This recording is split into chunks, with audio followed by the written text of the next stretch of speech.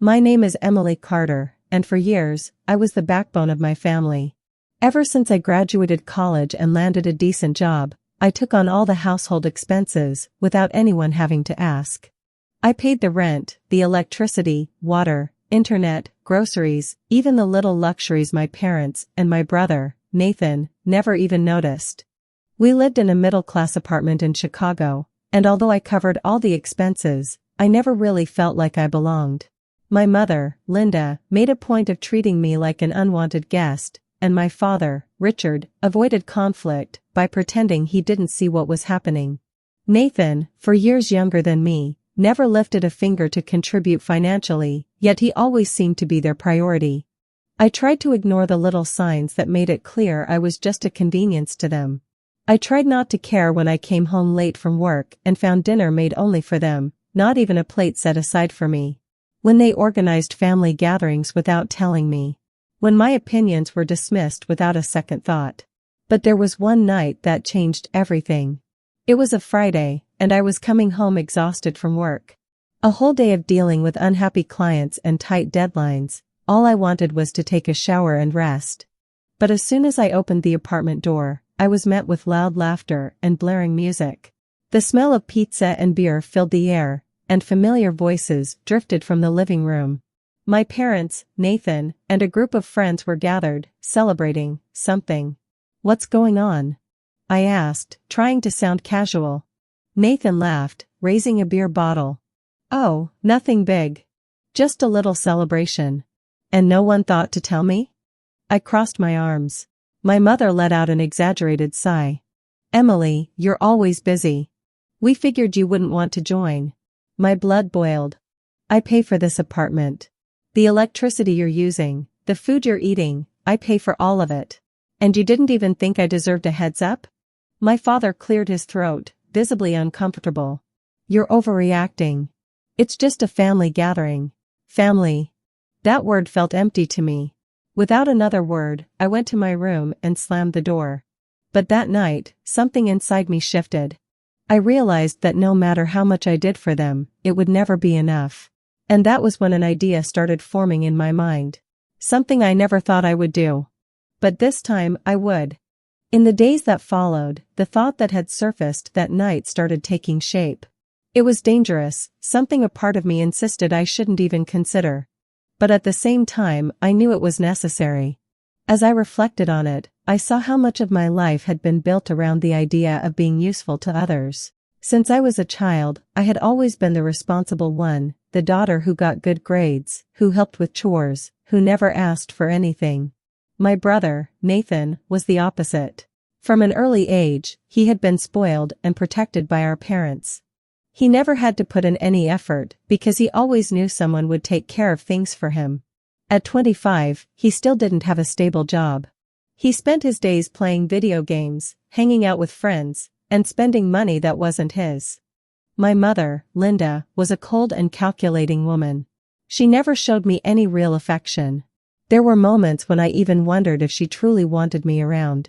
She treated Nathan like a king, while I was just an inconvenience. My father, Richard, was passive. He avoided confrontation at all costs. If my mother said something cruel to me, he would simply lower his head and pretend he didn't hear it. Now, looking at my family with fresh eyes, I finally saw the truth. I was nothing more than a resource to them. That had to change. One night, I sat on the couch next to Nathan. He was playing on his phone, as always, while a football game played on the TV. "Have you ever thought about getting a job?" I asked casually. He laughed without looking up from his screen. "Why would I? You pay for everything anyway. What if I stopped?" This time, he actually looked at me. "What do you mean?" I crossed my arms. "What if I decided to stop paying for everything? What if I decided it was your turn to contribute?" Nathan frowned, as if the thought was completely absurd. "You're joking, right?" "No." He let out a mocking laugh. "Wow, Emily, you really just want attention, huh? Always with this drama about how no one appreciates you. If you don't like it, why don't you just move out already?" His words hit me like a punch. "Is that what you want? For me to leave?" He shrugged. "You're the one always complaining. If you feel so mistreated, then just go. I was silent for a moment, just watching my brother. And for the first time I felt something unexpected, freedom. Maybe that was it. Maybe I should leave. But not before doing something no one saw coming. Something unthinkable. After that conversation with Nathan, I spent the next few days planning my exit. But I didn't just want to walk out the front door and disappear. I wanted them to feel it. I started acting strategically. First, I stopped paying for the little things they took for granted. Nathan's streaming subscription? Cancelled. My mom's favorite grocery delivery service? Deactivated. Then, I began withdrawing money from the joint account, the one I had set up to pay for household expenses. Slowly, I drained my financial contributions, transferring the money into a private account. My plan wasn't just to move out. It was to make them realize what I had been doing for them. And then, on a Saturday morning, the chaos began. The first to notice was my mother. She was on the phone, trying to make a purchase, when suddenly her card was declined. "Emily," she shouted from the kitchen. I continued sipping my coffee, unbothered. She stormed into the living room, phone in hand, her face furious. "My card isn't working. Did you pay the bill this month?" I looked up at her, calm. "No." The silence that followed was heavy. "What do you mean, no?" she asked, disbelief in her voice. Exactly what I said. I stopped paying the bills. Nathan, who had been lounging on the couch, dropped his game controller. "You're joking, right?" I took another sip of my coffee before answering.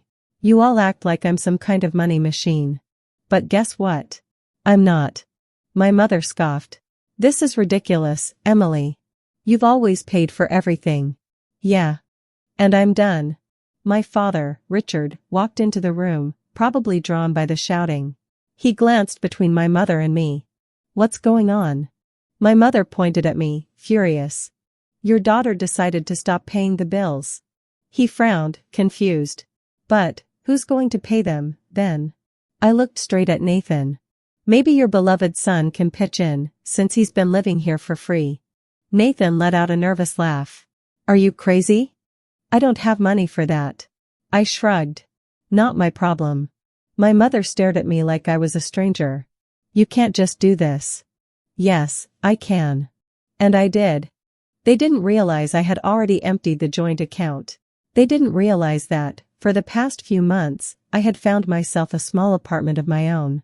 The truth was, I was already leaving. And when my mother shouted again, demanding that I come to my senses, I simply stood up, grabbed my bag, and walked toward the door. Before stepping out, I looked at them one last time. "Good luck." And then, I shut the door behind me. I left that apartment without looking back. The feeling of freedom was intoxicating, but along with it came something I hadn't expected, a strange emptiness. For years, I had defined myself by what I did for my family. Now that I was on my own, I had to figure out who I was, beyond being their invisible provider. My new apartment was small, but it was mine. No one was ignoring me, no one was expecting me to fix everything. But the peace didn't last long. Soon, my phone was flooded with calls and messages from my mother and Nathan. At first, my mother tried to guilt-trip me. "Mom, I can't believe you did this to your own family. You abandoned us." "Nathan, do you really think you can just walk away and leave us like this?" I ignored them. Then, the pleading began. "Dad, Emily, I think we should talk. Your mother is really stressed about all this." But I knew how this worked. They didn't want to listen to me, they just wanted me to go back to playing my usual role. Without my help, things fell apart fast. Nathan, who had never held a steady job, was forced to find work. My mother had to cut back on her luxuries. My father, always passive, now had to deal with problems he had spent years ignoring. One day, as I passed by the old apartment to pick up a few last boxes, I saw Nathan arguing with our mother at the door. He looked furious. "This is your fault," he was shouting. "You spoiled everyone, and now we're screwed." My mother looked pale, speechless. For the first time, it seemed like she finally understood what I had always known. Without me, everything collapsed. Should I have felt bad? Maybe. But all I felt was relief. Over time, I started rebuilding my life. I made new friends, invested in my career, and, most importantly, learned to take care of myself before anyone else. And ironically, it was only when I left that my family began to appreciate what I had done for them.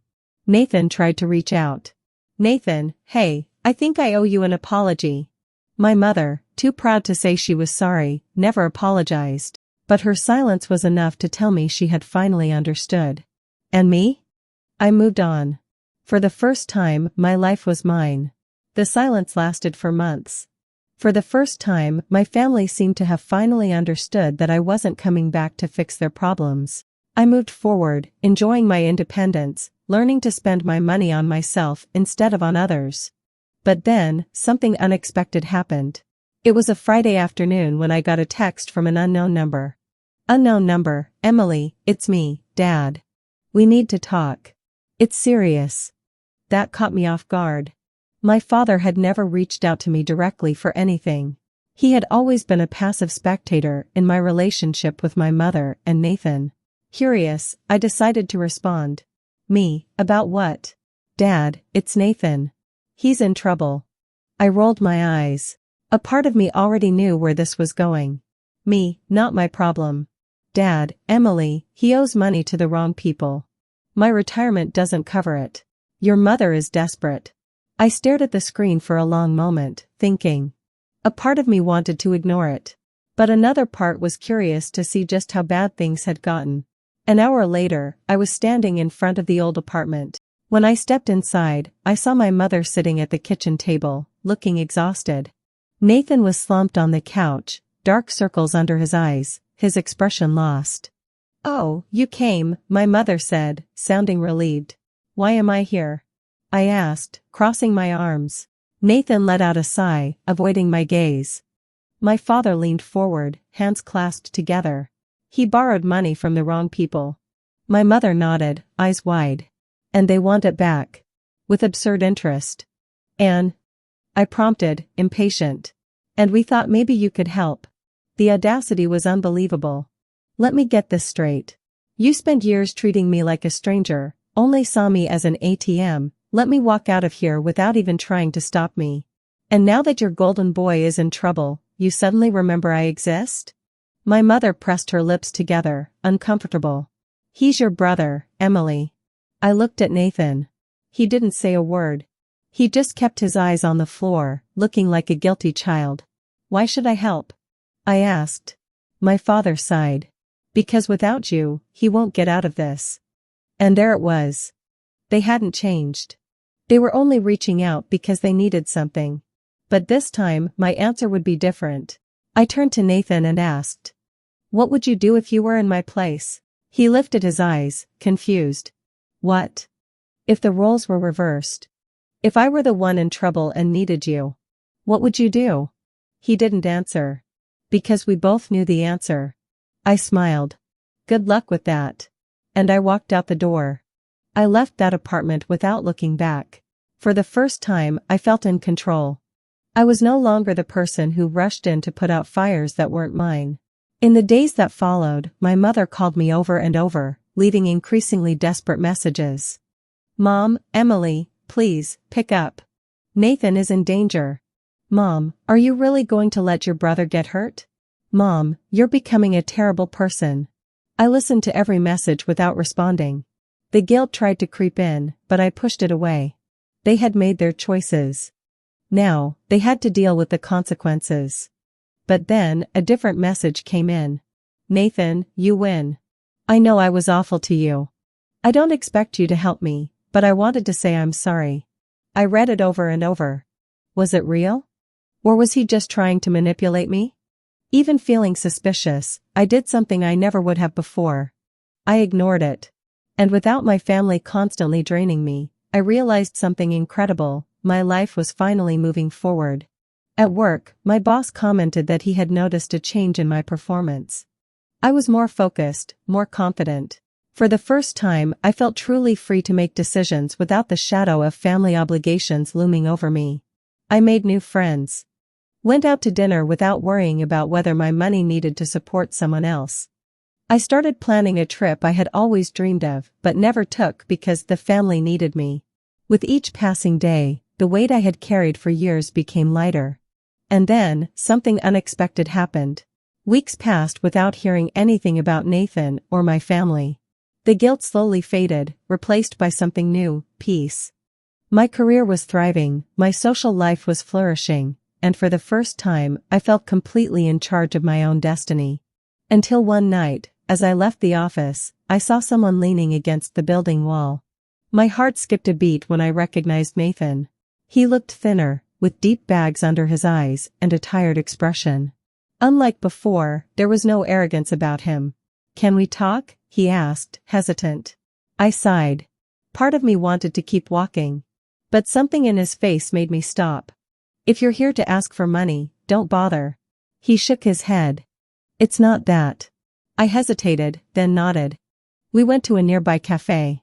Nathan stayed quiet for a while, just turning his coffee cup in his hands. Finally, he took a deep breath. I messed everything up. I didn't say anything. I just watched him.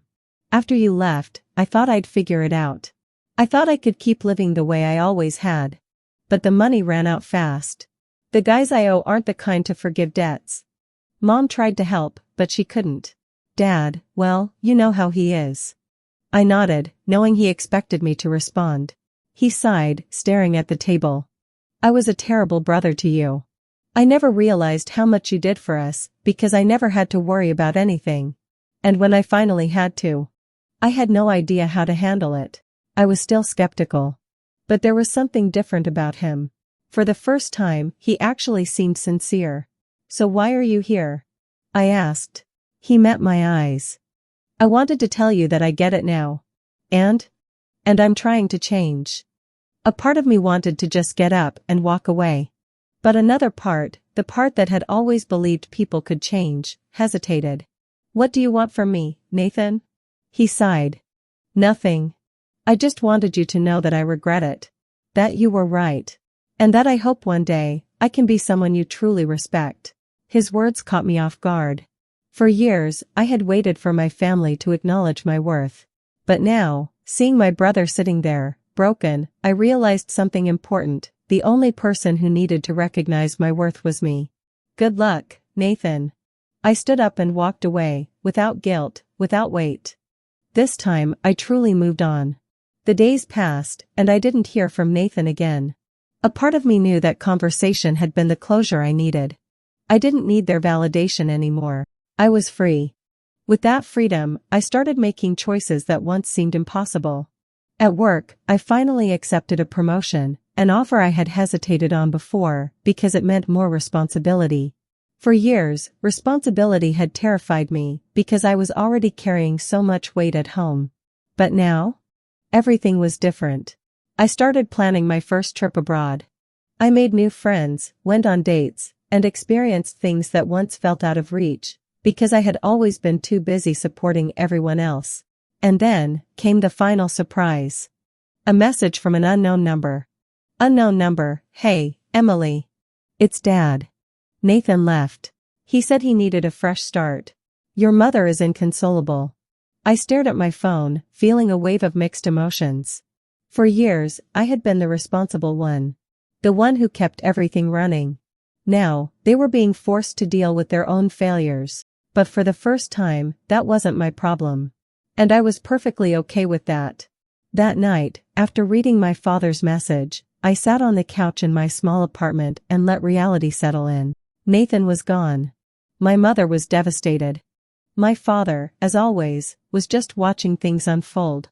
But none of it affected me the way it would have months ago. I expected to feel guilt, or maybe even the urge to step in.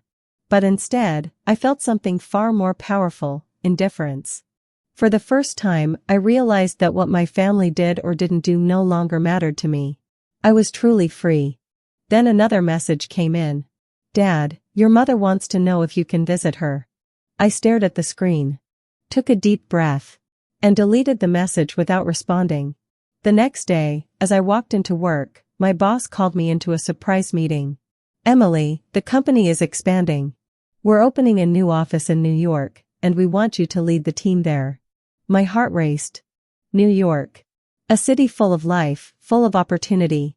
A place where I could completely start over. Once, I might have hesitated. I might have thought about my mother, about what she would say if she found out. But now? None of that mattered. I smiled and extended my hand. I accept. Saying yes to New York was the easiest decision I had ever made. In the following days, I started preparing for the move. I found a new apartment, sold some things, donated others. I was officially closing a chapter of my life. My mother tried calling a few times, but I never answered. There was nothing left to say. Nathan, on the other hand, sent one last message before disappearing from my life completely. Nathan, I heard you're moving to New York. I just want you to know that I'm trying to change. Maybe someday we'll meet again, but for now, good luck. You deserve it. I read the message, thought about it for a moment, and then saved it without replying. I didn't hold a grudge. But more importantly, I no longer needed their approval. On the day of my move, I took one last look at the city of Chicago before boarding my flight. For the first time, I was living my life for myself. And it was the best feeling in the world.